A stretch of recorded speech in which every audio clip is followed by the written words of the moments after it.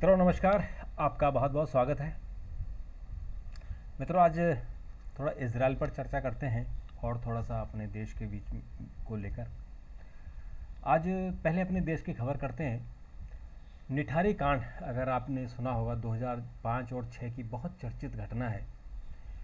दिल्ली से सटे नोएडा में एक कोठी में, यानी निठारी गांव के पास एक कोठी बनी थी और उस कोठी का जो मालिक है वो मनिंदर सिंह पंढेर, जो एक बिजनेसमैन है। वो उनकी कोठी, वो कभी कभी अपनी कोठी में आते थे और उन्होंने एक नौकर रखा हुआ था, सुरेंद्र कोहली। 5 और 6 में करीबन 19 बालिकाएं गायब हुई और उनके नर कंकाल मिले उस नाले में जो एक पंढेर की कोठी से लगा हुआ है।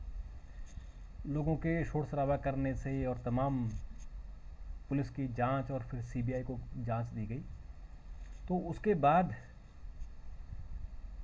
ये पता लगा कि ये पंढेर अपने नौकर सुरेंद्र कोहली से छोटी छोटी बच्चियों को मंगवाता था, उनके साथ दुष्कर्म करते थे और फिर उनमें से कोहली ने बहुत सारी बच्चियों को मार दिया और उनका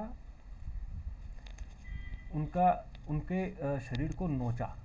ये सारे आरोप लगे। इस आरोपों के बाद जब मामला गाजियाबाद की सीबीआई कोर्ट में गया तो पंढेर को और कोहली को दोनों को फांसी हो गई और इनकी फांसी लगभग तय थी, डेट आ गई थी। लेकिन कुछ लोग सुप्रीम कोर्ट चले गए और उन्होंने कहा कि तकनीकी आधार पर जो इनको अपील करनी चाहिए थी, यानी गाजियाबाद सीबीआई कोर्ट के आदेश को चुनौती देने के लिए इलाहाबाद हाई कोर्ट जाना था। 164 जो वर्किंग डे होते हैं वो तकनीकी आधार पर उन्होंने 164 दिन में अपील फाइल नहीं की, तो इसलिए वो उनको मौका दिया जाना चाहिए। तो सुप्रीम कोर्ट ने इंटरवीन किया और उनको अपील करने का मौका दे दिया। तो ये अपील तब से चल रही थी और पिछले साल सितंबर में ये सुनवाई पूरी हो गई और हाई कोर्ट ने अपना फैसला रिजर्व रखा था। तो आज हाई कोर्ट ने अपना फैसला सुना दिया। उन्होंने कहा कि पंढेर और कोहली दोनों को जो 12 मामले इन पर थे, कुल 14 मामले थे, उनमें से 12 मामलों में बरी कर दिया गया और बाइज्जत बरी किया, पंढेर को बाइज्जत बरी किया और कहा कि इनको जेल में क्यों रखा गया था, यानी क्वेश्चन किया हाईकोर्ट ने कि इनको जेल में ही क्यों रखा गया था। तो अब ये जो ये हाईकोर्ट न्यायमूर्ति अश्विनी कुमार मिश्रा और न्यायमूर्ति एच.एस. रिजवी की पीठ ने कोहली और पंढेर की अपील पर यह आदेश दिया है। पंढेर और कोहली को गाजियाबाद की कोर्ट ने फांसी की सज़ा दी थी और पीठ ने कहा था कि अभियोजन पक्ष उचित संदेह से परे अपने मामले को सिद्ध करने में विफल रहा है। और हाईकोर्ट ने मृत्युदंड मामले में अपना निर्णय सुरक्षित रख लिया था और बहुचर्चित निठारी कांड जो 2005 और 6 में हुआ था, उसके बाद उन्होंने अपना फैसला सुनाया। तो अब इसमें जो कोहली के जेल में निरुद्ध बने रहने की संभावना है, क्योंकि उस पर एक मामले में एक आजीवन कारावास की सज़ा काट रहा है वो, यानी एक अभी और जो कुल टोटल 14 मामले थे, 12 में वो फ्री हो गया, एक में जिसको आजीवन कारावास की सज़ा हो रही है उसकी सज़ा वो काट रहे हैं ना जेल में। तो जो पंढेर है, अभी पंढेर फ्री हो जाएगा ना, जेल से बाहर आ जाएगा इस पर, क्योंकि एक मामले में तो सीबीआई ने चार्जशीट फाइल नहीं की थी। तो अभी अब सीबीआई कह रही कि हम सुप्रीम कोर्ट जाएंगे और जो पंढेर है वो बाहर क्यों नहीं आएगा, क्योंकि जो टोटल 19 मामले हैं, 14 नहीं 19 मामले हैं, उनमें कोहली को 3 मामलों में बरी कर दिया गया था और एक मामले में उसकी फांसी की सज़ा को आजीवन कारावास में तब्दील कर दिया गया था। कोहली की फांसी की सज़ा को आजीवन कारावास में तब्दील करने के उच्च न्यायालय के आदेश के खिलाफ उत्तर प्रदेश सरकार की अपील सुप्रीम कोर्ट में अभी लंबित है और उसे शेष 12 मामलों में फ्री कर दिया गया है।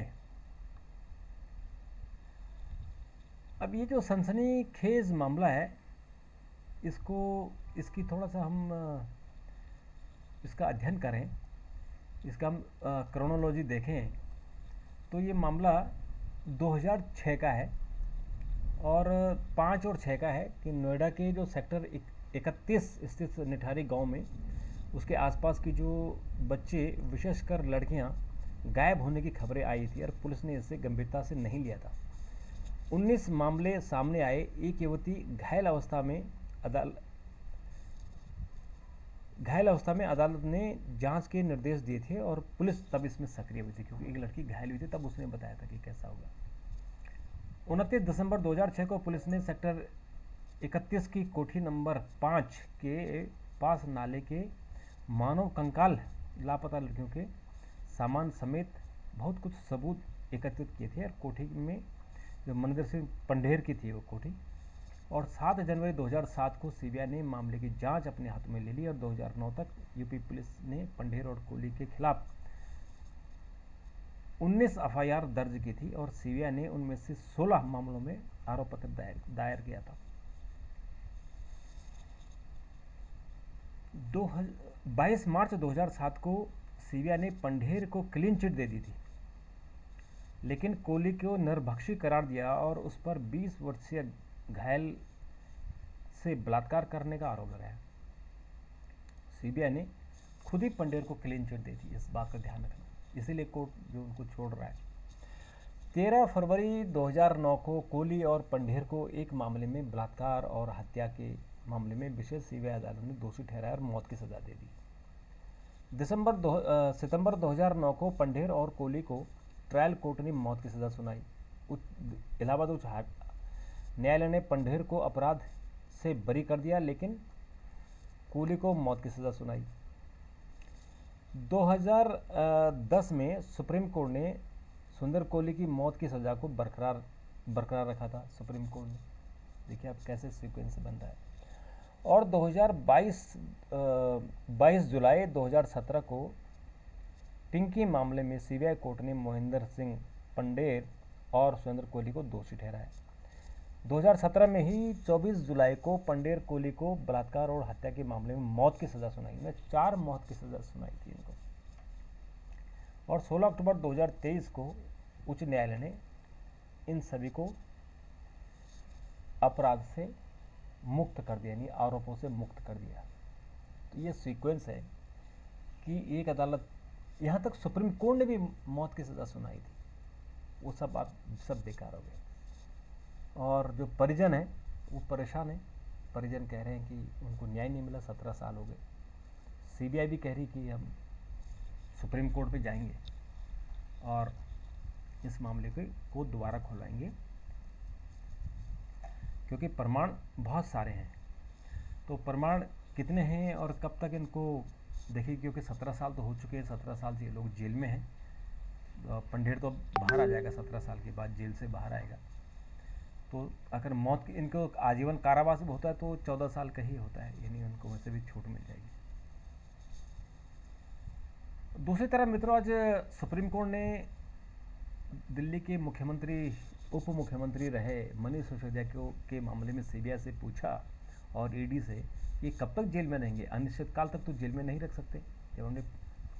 जब ट्रायल आएगा और सुनवाई होगी तो तब। लेकिन ईडी और सीबीआई ने कहा कि वो आम आदमी पार्टी को भी इसमें पार्टी बना रहे हैं। तो इसमें अब सुप्रीम कोर्ट, मुझे ऐसा लगता है कि सुप्रीम कोर्ट अब इसमें इनको जमानत देगी, क्योंकि इनको 1 साल से ज़्यादा हो गया जेल में। तो इतना भी, जब चार्जशीट सबमिट हो चुके तो उसके बाद वो कोई भी अपराधी बेल पाने का अधिकारी होता है। और मित्रों, जो दूसरी खबर आ रही है, पीड़ादायक खबर कि गाजा पट्टी से 10 लाख लोग घर छोड़कर भाग गए हैं, क्योंकि इजराइल ने घर खाली करने का अल्टीमेटम दिया था और कहा था कि उसके बाद वो नेस्तनाबूद कर देगा। तो लोग जान बचाने के लिए गाजा पट्टी छोड़ चुके हैं और नॉर्थ गाजा से साउथ गाजा की तरफ आ गए हैं। और ये सब इसके लिए हमास दोषी है। अगर हमास इजराइल पर हमला नहीं करता तो ये स्थिति नहीं आती। लेकिन अब इजराइल को भी मानवीय चेहरा दिखाना चाहिए और जो लगातार वो हवाई हमले कर रहा है उसको अब छोड़ देना चाहिए। अमेरिका ने अपना युद्धपोत भूमध्य सागर में खड़ा कर दिया ताकि कोई और जो इस्लामिक कंट्री हैं वो अटैक न कर सके और इजराइल को फुल सपोर्ट मिले। तो ऐसा कहा जा रहा है कि अब तक 4,000 लोगों की मौत हो चुकी है और जो हज़ारों लोग घायल हैं उनकी स्थिति अलग है।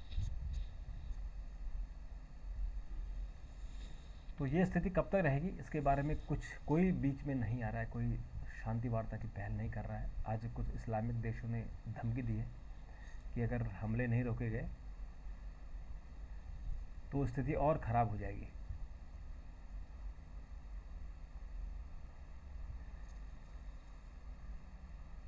तो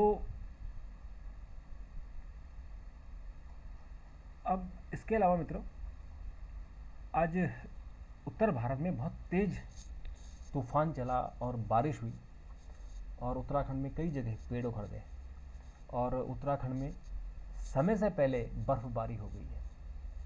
यानी जो चारधाम के कपाट दिवाली के बाद ही बंद होते हैं, लेकिन इस समय अभी दिवाली में समय है और अभी चारधाम यात्रा चल रही है। तो समय से पहले बद्रीनाथ जी और केदारनाथ जी में आज बर्फ़बारी हुई है, ठंड हो गई है और कश्मीर के कुछ इलाकों में भी बर्फ़बारी हुई है और बर्फ़बारी और बारिश के कारण तापमान में काफ़ी कमी आ गई है। तो अब मौसम जब अंगड़ाई लेता है तो थोड़ा सा तबीयत ख़राब होने का भी डर रहता है, तो इसमें संभलना होगा। और थोड़ी क्रिकेट की बात करते हैं। आज ऑस्ट्रेलिया और श्रीलंका के बीच में मैच चल रहा है। श्रीलंका ने 43 ओवर में 209 पर 9 रन बनाए हैं और ऑस्ट्रेलिया अब बैटिंग कर रही है। और जो ऑस्ट्रेलिया और श्रीलंका दोनों ही अपने 2-2 मैच हार चुके हैं, तो दोनों ये मैच जो भी जीतने वाला है उसको 2 अंक मिलेंगे। और अभी की स्थिति में हम अभी की बात करें तो ऑस्ट्रेलिया इस वक्त पहली बार ऐसा हो रहा है कि ऑस्ट्रेलिया